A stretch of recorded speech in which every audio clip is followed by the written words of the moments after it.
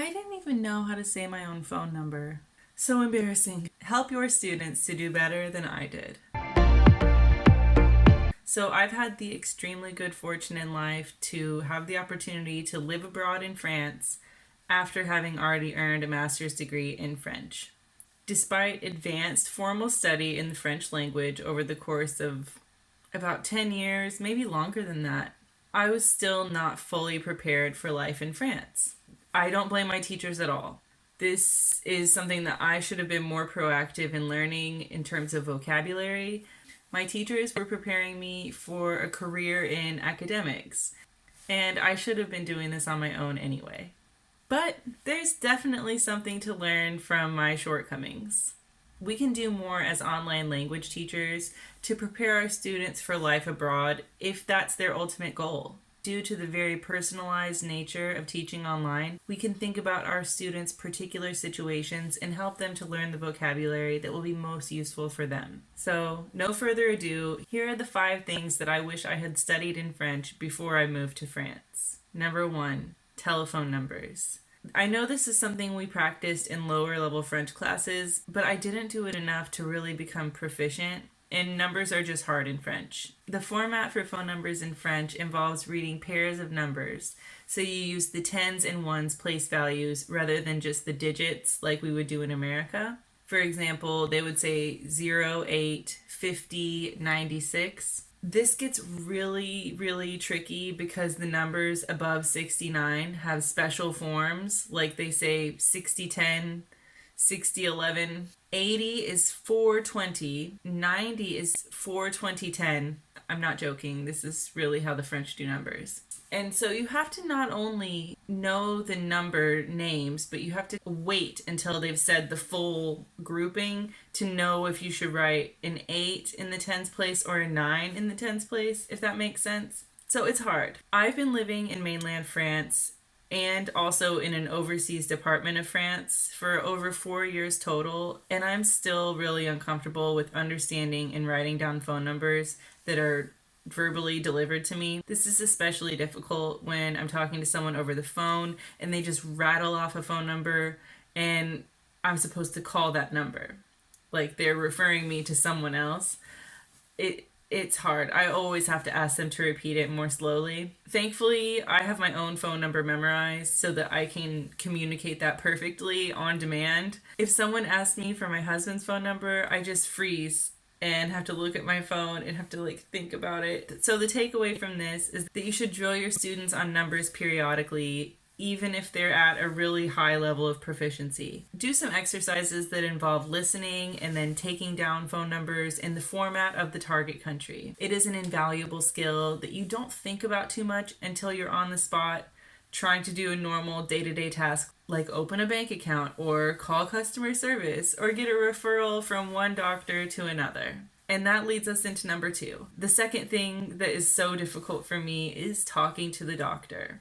I learned all of the basics for telling the doctor, I have a headache, I have a stomach ache, I think my foot is broken. And I also learned how to ask for a specific medication at the pharmacy. All that is relatively easy, and a lot of words in French to do with science are cognates. However, I was totally unprepared to go through maternity care in France. Over the course of my pregnancy, I was learning new words basically every visit to the midwife. And thankfully, I had it mostly under control by the time I was in the delivery room. But that was maybe one of the most stressful days of my life. Not only was I having a baby, but I was doing it in my second language. Thankfully, the midwife, Mr. Kevin, was very, very kind and helpful. He spoke some English to me when we really got to the difficult part. And even now, I still get a little bit confused at the pediatrician's visit sometimes.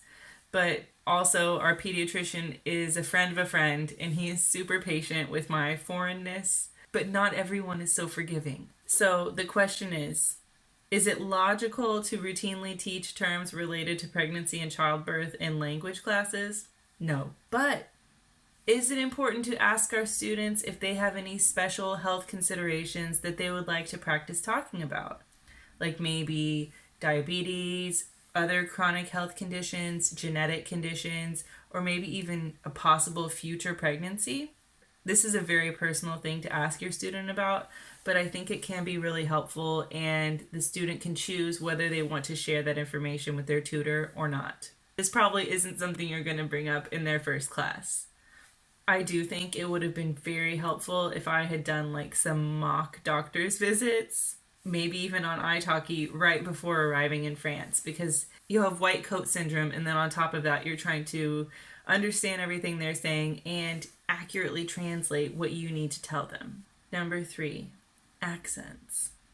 I've never lived in Paris, but this is the regional accent that I was the most familiar with when I first moved to Martinique in the French West Indies. The French that people spoke in Martinique was rather regional, but I was so overwhelmed just by moving abroad for the first time that the accent kind of went right past me and I didn't notice it too much. The real shock came when I arrived in the south of France near Toulouse. The accent here is pretty strong, and I was really not prepared for my first interaction at the supermarket on my very first day here. The cashier asked me if I had the store card, but the way she pronounced it had an ng sound at the end that I was not ready for, and then she asked if I wanted a poche, which means pocket. And I was standing there thinking, why would I need a pocket? What is a pocket? She actually had to point to a paper bag and say this to get the meaning across. I'm sure I came across this information years ago in an introductory language course where I also learned about like the difference between pain au chocolat and chocolatine. But you don't really think about it again until it happens in real life. So I should have done some better research before arriving. The lesson here is that we should expose our students to resources that reflect regional variations. If our student is planning to travel to a particular country or region or city, we should include some specific information about special phrases that they will hear in that region and the actual accent. This could be done through the use of film if the teacher is not a native of the place in question, but ideally the student would choose a teacher who's from the region that they are planning to move to. Number 4, formal versus informal. I learned how to use the formal and informal pronouns and verbs really fluently and correctly. The trouble is that I feel super uncomfortable with using an informal pronoun with someone who isn't a child. I'm always worried that if I speak too informally to my peers, like other adults, that they will see it as me being impolite. But on the flip side, using formal speech in all contexts is really cold and can be somewhat unfriendly.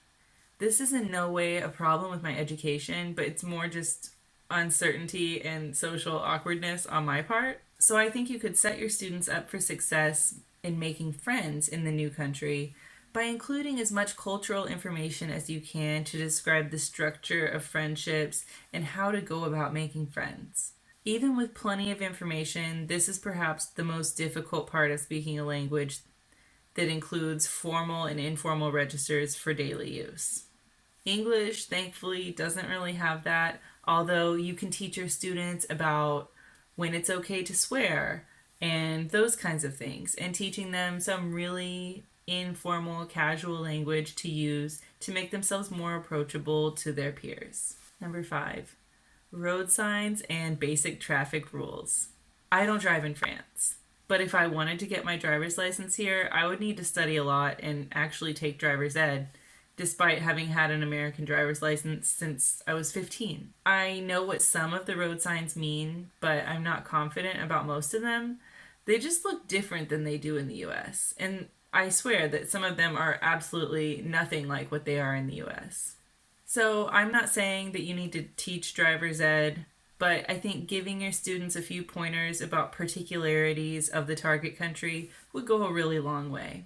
For example, if your student wants to move from China to England, you could show the student the little reminders that are painted in the crosswalk to tell pedestrians which way to look to cross the street. Basic road sign knowledge will improve their safety as a pedestrian. If there are any other particular signs or symbols they might encounter in your home country, it might be a good idea to include those too. That's definitely not a full accounting of everything that I lack in terms of communication in French, but those are the major things that I've had to figure out on my own and kind of relearn on the spot. Drop a comment down below and tell me what you wish you had studied more thoroughly in your second language. Thanks so much for watching. Make every class your best class. Bye!